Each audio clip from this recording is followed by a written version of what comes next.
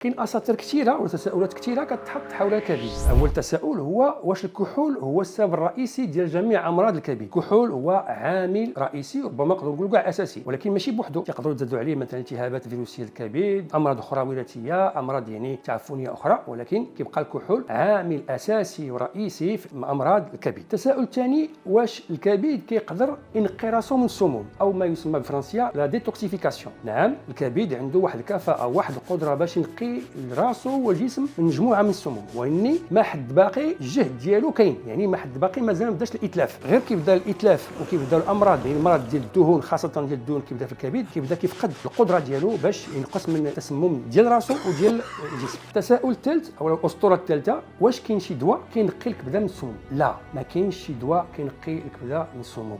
الحاجه الوحيده اللي كتنقي الكبده من السموم هي الكبده، هي راسها، هي كتنقي راسها في واحد الظروف يعني غذائيه وفي ظروف جسميه وفي ظروف عامه، كتنقي راسها براسها. ولكن باش تكون شي حاجه كتنقيها يعني كاين مجموعه المغالطات، ما كاينش هادشي. التساؤل الرابع، واش يضرني هاد الجنب اليمين جهه الكبده؟ واش كيعني ان الكبده مريضه؟ الكبده عندها واحد الخاصيه، هو ان ما عندهاش التيرمينيزون نيرفوز سونزيتيف او لا النهايات العصبيه الحساسه، ماشي بحال الجلد، ماشي بحال اللسان. يعني ما تعنيش انه ضرني هذا الجنب انه راه الكبده اللي مريضه. بزاف الحالات كيقدروا يكونوا حوايج اخرين، يقدروا يكون مسران، يقدروا يكون مراره، يقدروا يكون حاجه اخرى. التساؤل الخامس، واش الكبد عنده الكفاءه يجدد راسو؟ نعم، وسبحان الله العظيم الكبده كنقدروا نحيدوا منها طرف ثلث او لا حتى النصف، وكتعاود كتصنع هي واحد المقابل ديال داك الشيء اللي ضاعت منه، ماشي ب 100%، واني كتصنع واحد الطرف جديد في هذيك البلاصه اللي مشات، وكتعاود تخليها تخدم وتخدم بمؤهلات يعني جديده ومزيانه. والتساؤل الاخير هو، واش الماء يعني هو اللي كينقي لنا الكبده؟ لا، بوحدو ما كينقيش. الماء هو ضروري في التغذيه، ضروري باش الجسم يكون عنده واحد القدره على تجديد